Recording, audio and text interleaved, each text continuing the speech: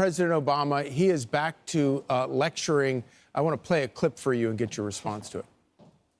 What I saw and I think this was a fault of some progressive language, was almost asserting a holier-than-thou superiority that's not that different from what we used to joke about coming from, you know, the right and the moral majority, and right, our way, and a certain fundamentalism about how to think about stuff that I think was dangerous. Former President Barack Obama weighing in today. He had a warning about what he believes would be the broader consequences of that action. When you have military that can direct force against their own people, that is inherently corrupting. When you have what looks like a deliberate end run around not just a concept, but a law that's been around for a long time, posse comitatus, that says, you don't use our military on domestic soil unless there's an extraordinary emergency of some sort, how we have understood democracy. Okay, so Barack Obama just came out swinging, and I mean swinging hard. Like, this isn't your typical former president staying quiet and polite. This is Obama going straight for the throat. He just accused Donald Trump of literally corrupting America's democracy. Yeah, you heard that right. Corrupting it, weakening it, destroying it from the inside.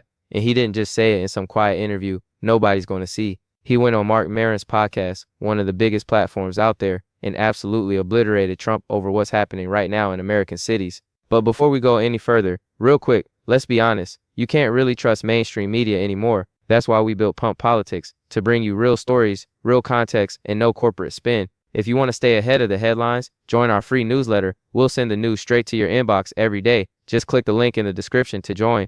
And if you just want to support what we're doing, join us, be part of the community that actually cares about the truth. All right, let's get back to the video. Here's the deal. Trump has been sending National Guard troops into places like Chicago and Portland, Democratic cities, blue cities, cities that didn't ask for them, don't want them, and are actively fighting to keep them out. And Obama's basically saying this is how democracy dies. This is how you turn America into something that was never supposed to be. And honestly, can you believe this is where we're at right now? Because here's the thing. This isn't just some random political beef. This is two presidents, two totally different visions of America going to war in front of the entire country. Obama's out here warning about authoritarianism. Trump's doubling down, calling it law and order. And the rest of us, we're stuck watching this play out like some insane reality show, except it's real life and the stakes couldn't be higher. So let me just lay it out for you real quick. Obama went on WTF podcast on October 13th and said, quote, "When you see an administration labeling regular street crime as insurrection or terrorism, that represents a real attempt to undermine democracy. Regular street crime, he's saying Trump is taking normal crime, the stuff that happens in every city, and calling it terrorism so he can justify sending in troops. Like, come on, that's wild, right? And it gets worse.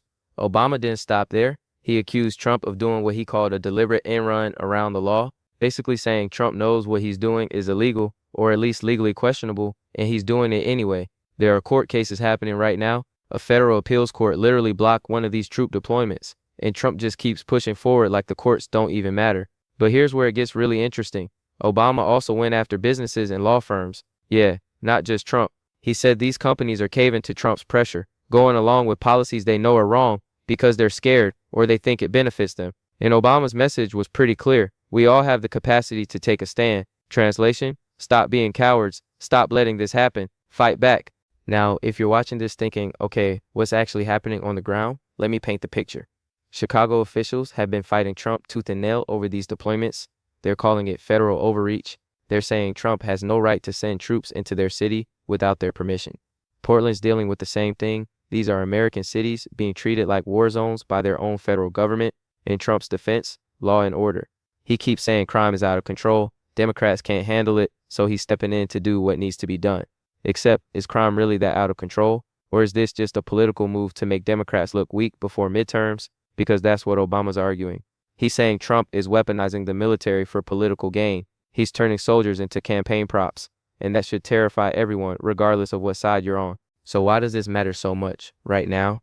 Because we're not just talking about policy disagreements anymore. We're talking about the fundamental nature of American democracy. Obama's warning that Trump is corrupting institutions, politicizing the military, and setting dangerous precedents that could outlast his presidency.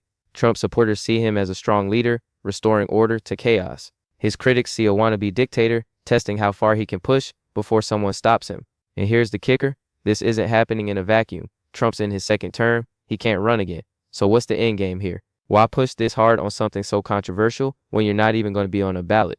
Some people think it's about cementing his legacy. Others think he's setting the stage for whoever comes next in the MAGA movement. And some people think he genuinely believes he's saving America from itself. But Obama clearly thinks it's something darker. He thinks this is about power, control, breaking down the walls between military and civilian life in ways that can't easily be rebuilt. And when a former president comes out and says that about a current president, yeah, that's not normal. That's not how this usually works. And it means things are way more serious than most people realize. The timing matters too. Like Obama hasn't been silent during Trump's second term, but he's mostly stayed measured, careful with his words. For him to come out this hard, this direct, using language this strong, that tells you he thinks we're at a critical moment, a tipping point. The kind of moment where if people don't wake up and pay attention, things could go really wrong really fast. So buckle up, because this story is just getting started. And what happens next could reshape American democracy for generations. All right, so let's actually dig into what's happening here. Because I think most people hear troops in cities and they either freak out immediately or they shrug it off like it's no big deal. And both reactions are kind of missing the point. This is way more complicated and way more dangerous than it looks on the surface. First, let's talk about what Trump's actually doing. He's been deploying National Guard troops to major cities, specifically Democratic-controlled cities, under the argument that crime has gotten so bad that local governments can't handle it. Now, the National Guard is interesting because technically they're under state control most of the time. Governors control them, but the president can federalize them under certain circumstances. And that's what Trump's been doing. He's essentially taking control away from state governors and putting these troops under federal command. Now, here's where it gets legally murky. There's this thing called the Posse Comitatus Act from way back in 1878. Basically, it says you can't use federal military forces for domestic law enforcement. Like you can't just send army soldiers to arrest people in American cities. That's not what the military is for. It's supposed to protect us from foreign threats, not patrol our neighborhoods. But there are exceptions. The Insurrection Act is one of them. It lets the president deploy troops domestically if there's an actual insurrection or if local authorities can't maintain order. And this is where Trump's rhetoric becomes super important. Obama pointed this out directly. Trump is labeling regular crime as insurrection or terrorism. Why? Because if it's just normal crime, he doesn't have legal grounds to send in troops. But if he can frame it as something bigger, something that threatens national security, then suddenly he's got justification. It's a loophole. And according to Obama, it's a loophole Trump is deliberately exploiting to do something that should be illegal. Chicago's been the biggest battleground for this. Mayor and city officials have been fighting back hard, saying Trump has no authority to send federal troops without their consent. And here's the thing, they're not wrong from a legal standpoint. The whole structure of American federalism is built on the idea that states and cities have their own sovereignty. The federal government can't just override them whenever it feels like it. That's not how this is supposed to work. But Trump doesn't seem to care.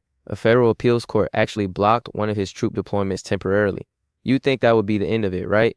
Court says no, so you stop. But Trump's team is appealing, fighting it, looking for ways around it. It's like the judiciary is saying this is illegal, and the executive branch is saying we're doing it anyway. Which, yeah, that's kind of a constitutional crisis in the making. Now let's talk about why Obama's so fired up about this specifically. It's not just about the legality. It's about what this does to the military as an institution. The U.S. military has always tried really hard to stay out of domestic politics. Like that's a core principle. Military leaders don't endorse candidates. Soldiers don't get involved in civilian law enforcement. There's supposed to be this bright line between military and civilian life.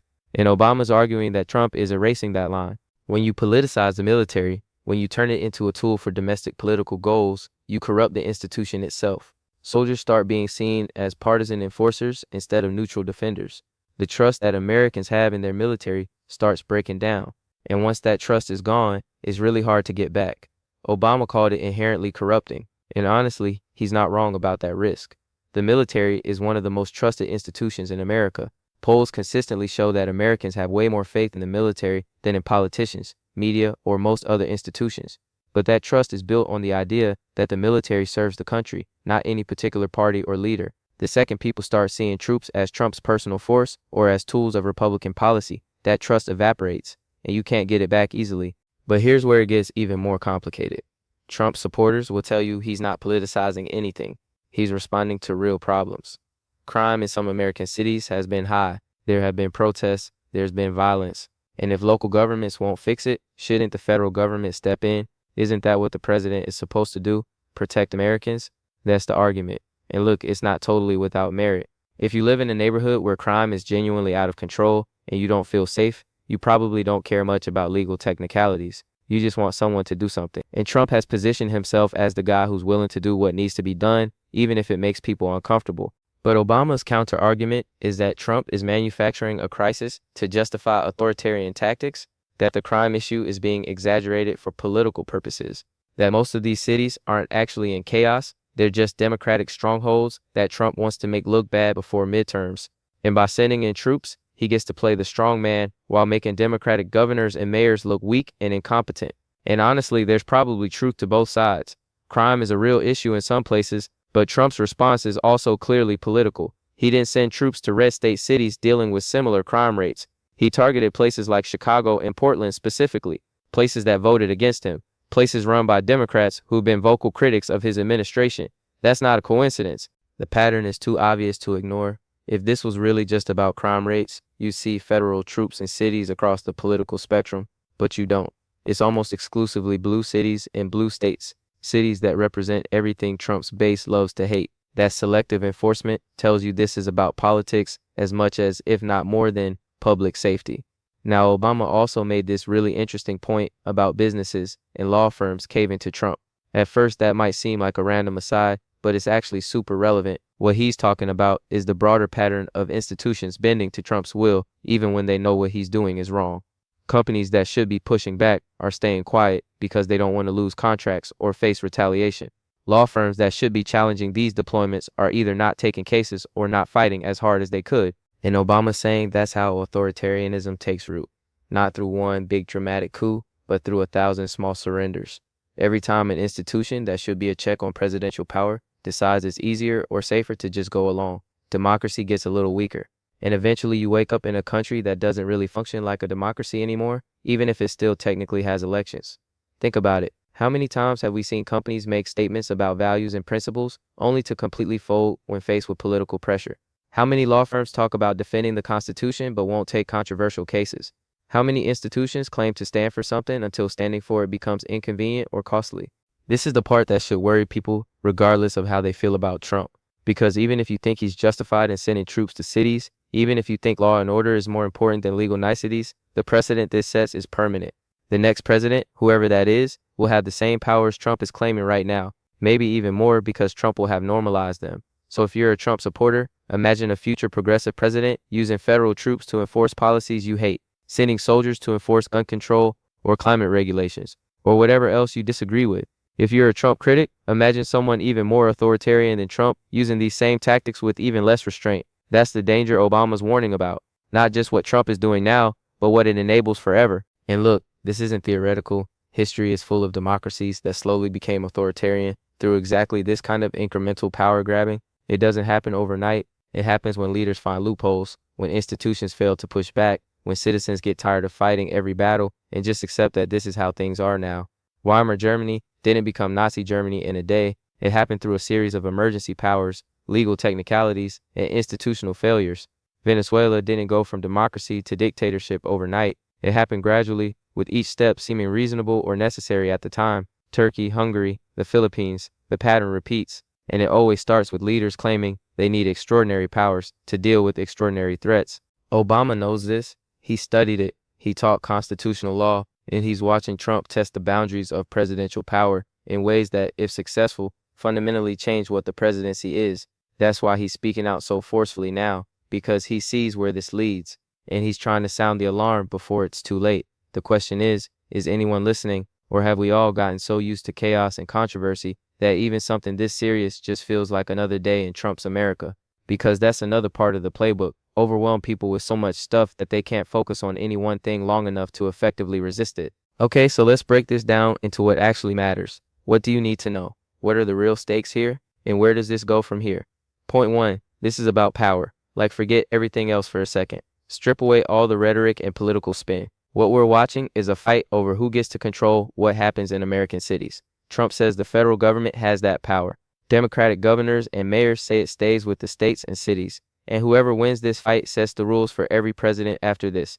If Trump succeeds in deploying troops over the objections of local governments and the courts don't stop him, that's a new normal. Future presidents will point to this moment and say, well, Trump did it, so I can too. That's how precedent works. Every boundary he breaks becomes the new baseline. Every norm he violates becomes just another tool in the presidential toolkit. And yeah, maybe you trust Trump to use that power responsibly. But do you trust every future president? Because you don't get to pick and choose. The powers of the presidency don't change based on who's sitting in the Oval Office. Whatever Trump establishes now becomes available to whoever comes after him. And that person might have very different ideas about how to use federal troops domestically. Point 2. The military's role in American society is changing, and most people aren't paying attention. For almost 250 years, America has had this really clear separation between military and civilian life. The military fights foreign wars, police handle domestic crime. Those roles don't mix, and when they do mix, historically bad things happen. Military occupations, martial law, citizens treated like enemy combatants. Trump is blurring that line, and every time troops show up in an American city to deal with crime, that line gets a little fuzzier. Soldiers aren't trained for community policing. They're trained for combat. They're trained to see situations in terms of threats and targets. And when you put people with that training into civilian law enforcement roles, the mindset changes, the tactics change, the relationship between government and citizens changes.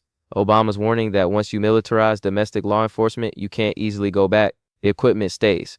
The tactics become standard. The mentality becomes ingrained. And before you know it, Americans are being treated like hostile populations that need to be controlled rather than citizens with rights that need to be protected. Think about how police departments changed after 9/11. All that military equipment, military training, military mindset that got transferred to local cops. And now we've got police departments with armored vehicles and tactical gear that looks more like an occupying army than community officers. That happened gradually, and it happened because we blurred the lines between military and police. Now Trump's trying to blur the lines even further. Point 3. This is absolutely about midterms. Let's not pretend politics isn't a huge part of this. Trump can't run again, but his party can. And what better way to help them than to make Democrats look weak on crime?